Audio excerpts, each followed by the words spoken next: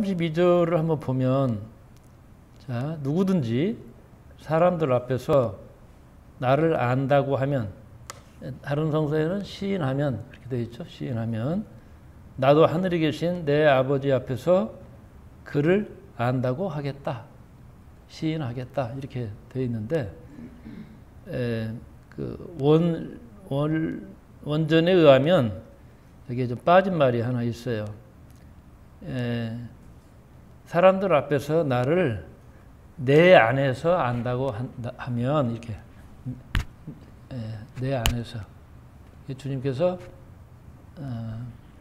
너의 입장에서 네가 나를 시인하는 게 아니라 내 안에서 네가 나를 시인하면, 이렇게 그 구조가 돼 있더라고요. 이게 그러니까 예수님과 생명적으로 연합되어 있다고 그런다면 너는 이렇게 할 수밖에 없지 않겠느냐, 이런 얘기예요. 이런 말씀이에요. 그러니까 좀 의미가 좀 달라요. 그러니까 시인이라고 하는 말보다 또 안다고 한다면 아는 척 하는 정도가 아니에요. 이것은 고백이에요.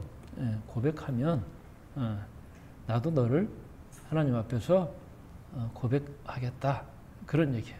그러나 그 고백의 대상은 누구예요? 예수님 안에 있는 사람이에요. 예수님과 연합된 사람. 그런 사람만이 이런 고백을 할 수 있겠죠. 누가 목숨이 왔다 갔다 하는데 그러지 않겠어요? 그래서 나의 운명이, 나의 생명이 그리스도에게 있음을 분명히 고백한다면, 이런 뜻으로 이렇게 말씀을 봐야 될 것 같아. 그래서 그 생명의 관계로 예수님과 이렇게 이어진 사람이라고 그런다면 원수들 앞에서 떳떳하게 내가 그리스도인이다, 내가 예수의 사람이다, 나는 나야 라고 고백할 수 있겠죠. 예수님도 빌라도에게 재판을 받을 때 네가 뭐냐 할 때 에고에이미, I am, 나는 나야, 이렇게 분명하게 선언을 하잖아요. 이게 그러니까 자기 자신에 대해서 그런 자기 확신을 가지고 입장이 딱 서 있을 때 그게 멋있잖아요. 삶이라는 것이. 아까 그 아미시 공동체 얘기를 하는데 어제 그 부분을 나한테 읽어줘서 잘 들었어요. 저도 그 상주에서 배 목사님이 오셔가지고 1945년생 형님이 이번에 시집을 한꺼번에 2번을 냈대요. 그래가지고 그 시집도 들고 오시고, 또 아들이 뭐 며칠? 한 1년 돌아다닌 거예요? 1년 반 동안. 또 명랑한 또 아들이 하나 있어요. 그래가지고 전 세계 여행을 하면서 보고 들은 것을 책으로 또 이렇게 출판사에서 내줘가지고 그 책을 들고 갔더라고. 어제 아미시 공동체 얘기를 들었어요. 여러분, 그 유트니스라고 내가 전에도 얘기했던 영화가 있었는데 보셨나요? 유트니스. 그 해리슨 포드가 나오지? 그게? 그 아미시 공동체가 거기 나오거든. 이게 이제 술에 타고 다니고. 그래서 가능한 한 현대 문명을 가장 이렇게 아주 배격하는 건 아니지만 최소한으로 줄여서 우리는 살아보자. 그래서 자연 친화적으로 농사 지으면서 사는 공동체 얘기가 나와요. 참 아름다운 공동체가 그 유튜브에 나옵니다. 한번 보세요. 아주 또 재미있습니다. 그 영화가.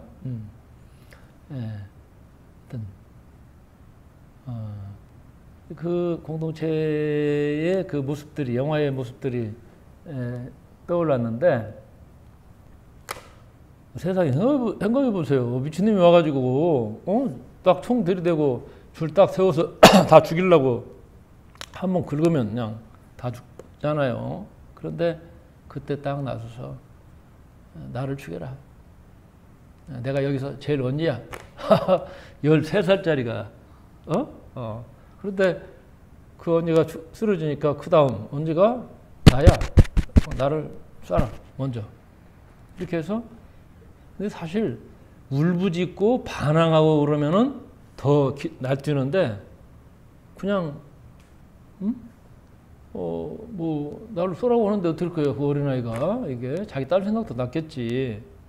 그래서 3명째까지는 죽일 수 있었는데 결국은 자살로 끝을 냈어요.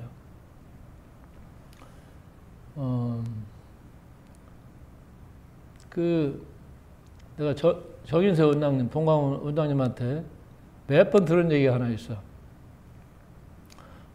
유영호 선생님께서 오산학교 교장 선생님 하실 때 학교에서 원래 이제 양을 키웠는데 양을 숫자도 늘어나고 보니까 이제 감당을 못 하니까 양을 처분을 하자.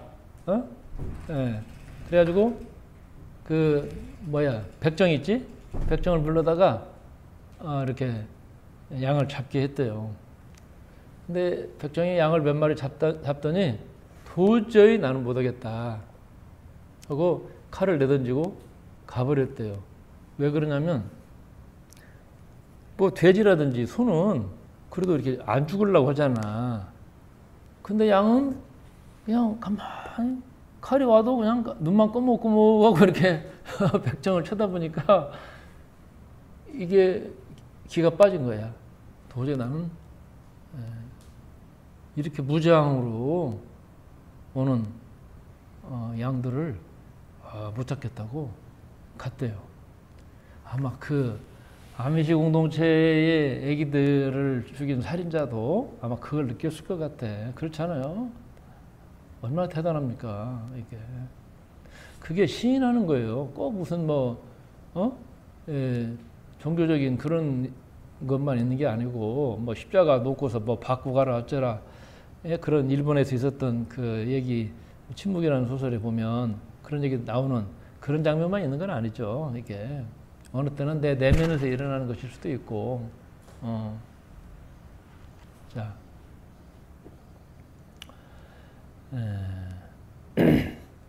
그래서 그 순교한 그 아이들, 참 어제 내가 좀 가만히 생각을 해보니까 참 그 아미시 공동체의 그 힘, 그 저력이 그 세 아이들을 통해서 충분하게 드러나고 있구나 그런 생각을 했어요. 그 책임 있게 탁 나서는 말이야. 그 광경을 참 생각해 보면 참 대단하다. 그런데 그 공동체의 또 저력이 어디서 나타납니까? 그 아이들만 장례식을 하는 게 아니라 그 살인자도 같이 장례식을 했어. 그리고 가족도 초청했어요. 이게 뭐 어떻게 감이 오겠습니까만은 그러나 위로의 편지가 갔잖아요. 이게 그 부인은 또 뭡니까 또 그게. 그러나 그 사람에게 뭔가 다 저주받은 인생이라고 그렇게 공격하는 게 아니고 하나님께서 용서하셨으니까 우리도 용서했고 그러니까 당신은 장례식에 와서 참석하시오. 이게 대단한 거죠. 그 자리에는 그 죽은 아이들의 부모들도 있고 가족들도 있고 그러는데 그런 장례식을 했다? 이거 참 시인한다는 거에 아주 그 뜻을 잘 말해주는 것 같아 이게.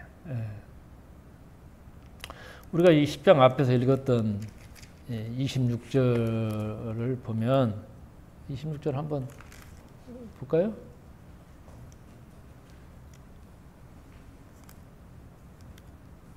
그거 한번 읽어봐요. 너희 몸은 죽일 수 있어도 영혼은 죽이지 못하는 사람들을 무서워하지 말라. 몸과 영혼을 다 지옥에 던져 파멸시킬 수 있는 하나님만을 두려워하라. 그건 이제 28절이고 26절을 내가 말씀드렸는데 28절이나 26절이나 뭐 같은 뜻이죠. 26절에 보면 너희를 위협하는 사람들을 무서워하지 말라. 무서워하지 말라. 진리가 드러날 때가 오면 그들이 그들의 더러운 속마음이 환히 드러나게 될 것이다.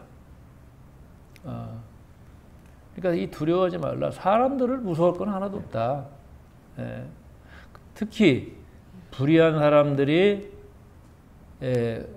공격하거나 험담을 하는 거 그거 두려워할 것 없어 하는 말씀을 예수님이 계속 26절부터 강조를 해주시고 있죠. 이게 그래서 무고하게 억울하게 나에게 상처를 주고 굴욕감을 주고 뭐 두려움을 심어주려고 하는 그런 일들이 많이 있죠. 그러나 그들은 내 영혼까지 파괴할 수는 없다. 내 영혼 안에는 하나님이 함께 계시기 때문에. 그래서 살고 죽는 것은 하나님께 달려있는 것이지 그들이 결정하는 건 아니다. 이런 말씀을 제자들에게 예수님께서 해주셨어요. 이게 바로 그런 확신이 우리 안에 있다면 그런 정체성이 나에게 확실하게 있다면은 뭐예요? 충분하게 시인할 수 있겠죠. 자신 있게. 자, 그러면 생각해 보세요. 거짓말하는 사람들 속에 그 집단 속에서 어떤 사람이 이거 아니네 하고 진실을 말하기 시작했어요. 그러면 어때요? 그 시스템이 유지가 안 되죠? 망가지는 거예요, 이게. 그러니까 집단적으로 죽이거나 그런 거죠. 그러면 이스라엘의 지도층이 한 논리가 있어. 한 사람만 죽이면, 한 사람만 입 다물게 하면 조용할 거 아니야? 평화가 올 거 아니야? 이거 아닙니까? 그러니까 이제 예수님을 십자가에 못 박죠, 이게. 자, 그렇지만 예수님은 그걸 두려워하지 않았어요. 그냥 뚫고 가버리셨어요, 이게. 그러니까 진실을 말하는 사람과 그 거짓의 구조로 시스템으로 유지되는 그게 딱 갈라지는 거예요. 그러니까 여기서의 칼은 뭐예요? 우리가 보통 칼은 막 폭력의 상징일 수도 있잖아요, 이게. 그러나 여기서는 구분의 상징이에요. 구분하는 거예요. 이제 한 덩어리 고기를 칼로 이렇게 딱 자르면 어때요? 구분이 되잖아요, 이게. 구분하는 거. 분리의 뜻으로 얘기를 하셨어요, 여기서는.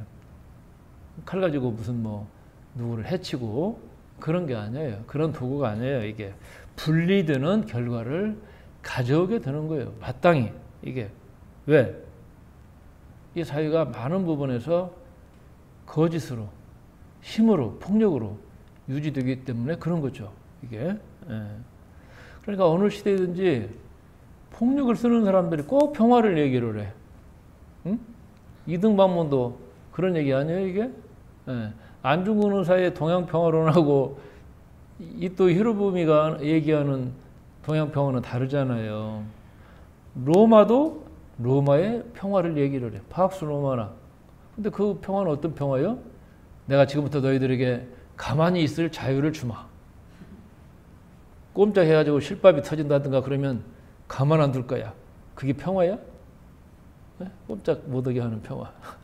내 말만 잘 듣는 평화. 이건 아니지. 그건 폭력이죠. 상대에게 공간을 주지 않고, 그렇죠? 선택권을 주지 않는 그게 무슨 평화입니까, 이게? 그래서 의로운 사람들이, 진실한 사람들이 악한 세계 속에서 구분이 될 수밖에 없는 거예요. 그러니까 나를 따르는 사람들은 어때요? 그 분리의 결과를 가져올 수 있기 때문에 나는 현상 유지를 하고 껍데기만 평화로 포장한 그런 사기의 평화는 자연스럽게 들통나기 때문에 너희들이 가는 곳에는 뭐가 있어요? 갈라서게 된다는 거예요, 이게. 여러분, 바울 사도의 서신 가운데 바울 사도의 사상은 로마서에 요약되어 있다고 하지만 로마서의 요약이 갈라디아서라고 그랬죠? 우리가 다 읽어봤는데 갈라디아서의 주제가 갈라서라는 거예요. 갈라서라는 거예요. 그러니까 이 뭐라 그럴까? 알 안에서 뭐 새가 되든지 병아리가 됐으면 어때요? 껍질 깨고 나가야지. 이게 그 안에서 뭐 있으면 뭡니까? 있으면 죽는데, 응? 예, 하나님 뜻이 아니죠. 그래서 우리가 그 어떤 악한 세계 속에서 분리될 수밖에 없는 숙명적인 그런 한계를, 그런 어떤 결과를 가져올 수밖에 없는 게 예수님을 따르는 길이라는 거예요. 물론 그것이 참 힘든 그런 과정들이 많이 있죠. 시대가 어려울 때는 특히 그래요. 이게. 그래서 그 상징이 뭡니까? 진실한 사람은 고난을 겪을 수밖에 없어요. 그러나 그 길이 우리에게 주어진 십자가고, 그게 또 믿음의 길이죠. 그러잖아요. 그래서 예수님께서 우리에게 주신 그 참 은혜가 많이 있지만, 그러나 어느 때 이 물결이 가다가 탁 바위에 부딪히는 것처럼 그럴 때가 있어요. 그렇게 내가 선택해야 될 때가 있어요. 내가 나를 위협하는 거기에 저 소리에 내가 죽냐 사냐, 쓰러지냐 마냐 하는 그런 선택의 기로들이 있죠. 이게. 그러나 파멸의 길로 달려가는 집단에서 구원의 길을 찾는 사람들은 그 값진 선택을 할 수밖에 없어요. 일시적으로 나에게 어려움이 온다 하더라도 자연스럽게 분리가 일어날 수밖에 없다. 이 분리가 가족일 수도 있어. 응? 왜? 나하고 가장 가까운 사람들이 가족이니까. 그래서 참 이게 신앙 문제 때문에, 특히 옛날에는 이 제사 문제가 컸어요. 우리 초대교회에는 제사 문제, 또 양반 쌍눈 문제, 이런 거. 초대교회 역사에 보면은 처음에는 그 담배를 다 폈어. 이게. 그래가지고 예배당 들을 때 이제 우산꽂이처럼 담배를 꽂는데, 쌍눈들 담배 때는 좀 작아야 길이가. 그리고 양반은 장죽이야, 길어. 이거 또 다 권위거든. 그래서 그게 다 꽂아놓고 있었는데, 국제 보상운동 할 때, 담배 피지 말고 그 돈 갖고 나라 빚 갚자, 뭐 이런 운동하면서 자연스럽게 담배 때도 사라지고 그랬죠. 자, 그러니까 많은 영역에서 분리가 일어나고 있어. 내 성격의 문제도 내가 건너가야 될 분리의 문제이기도 하죠. 그렇잖아요. 어떤 사람은 머리용은 괜히 앉아서 앞일 걱정하는 사람이 있잖아요. 이게 또 내가 무의식적으로 하는 어떤 그런 좋지 않은 뭔가 습관들, 내 성격의 반응들, 이것도 내가 분리해서 넘어가야 될 테마들이에요. 이건 한두 가지가 아니에요. 이게 많이 있어요. 자, 십자가는 구원의 표상이기도 하지만 우리에게 어떤 고통의 과정을 통해서 하나님의 신비와 사랑에 한 발 더 다가서게 하는 어떤 그런 도구이기도 해요. 내가 치러야 될 영적 뭔가 전쟁, 인생 수업료, 그걸로도 나타나요, 이게. 그래서 자기 십자가를 지고 나를 따르지 않으면 안 된다. 응? 너희들이 각자가 넘어가야 될 그 고개가 있어. 그 고개를 피하면 안 된다. 이게. 그 대상이 누구든, 가족, 부모, 형제라 하더라도 네가 선택해야 될 때가 온다면 값진 선택을 하도록 해라. 이걸 제자들에게 예수님께서 말씀하셨어요. 이 10장에 예수님 말씀이 이게 몇 가지가 나오죠? 몇 개나 나옵니까? 소주제가?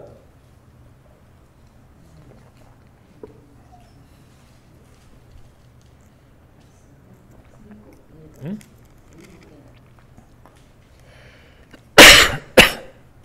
몇 개가 나와요? 7개가 아닌데. 설교가.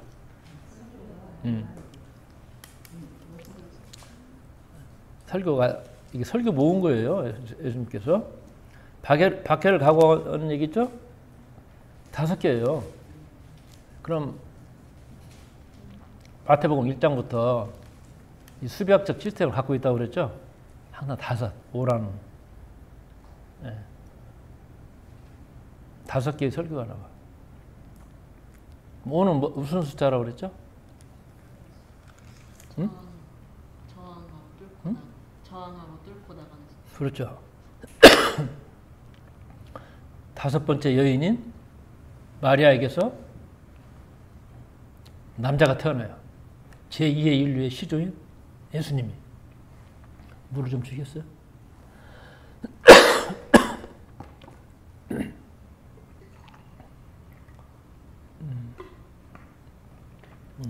다섯 개의 설교 말씀이 등장하는데 기존의 질서를 깨트리는 그런 숫자예요.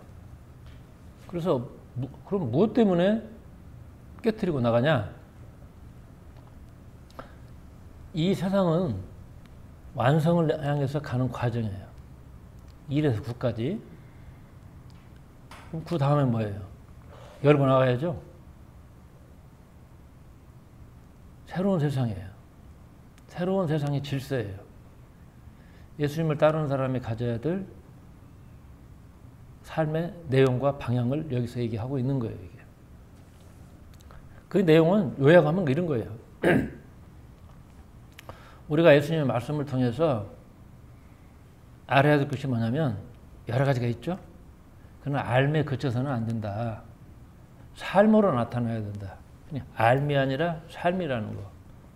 그리고 예수님만 바라만 보지 말고 예수님처럼 되라. 그 진달래 참에 도달하기 위해서 우리가 모이자. 그 말 아니에요? 네. 참을 이루기 위해서, 진에 도달하기 위해서. 우리 진이 참진자. 이게 예수님이라고 우리는 믿고 있어요.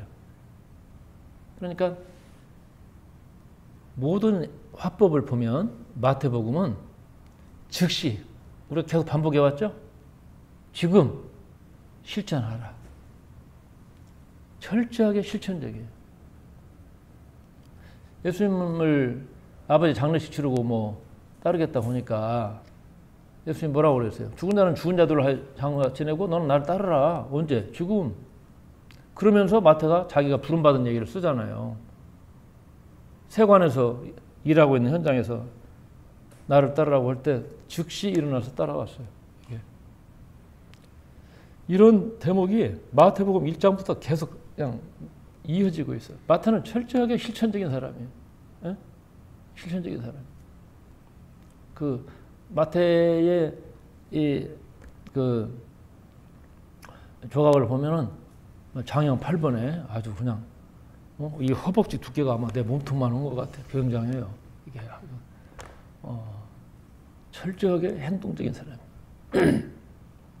사실 그런 포커스로 우리가 마태복음을 봐야 돼요. 이게 성경에 대한 지식을 얻자는 게 아니라 내가 지금 이 순간 어떤 행동을 해야 될까 하는 것을 찾기 위해서 마태복음을 읽는다면 마태복음은 진짜 복음 중에 복음이 되는 거예요.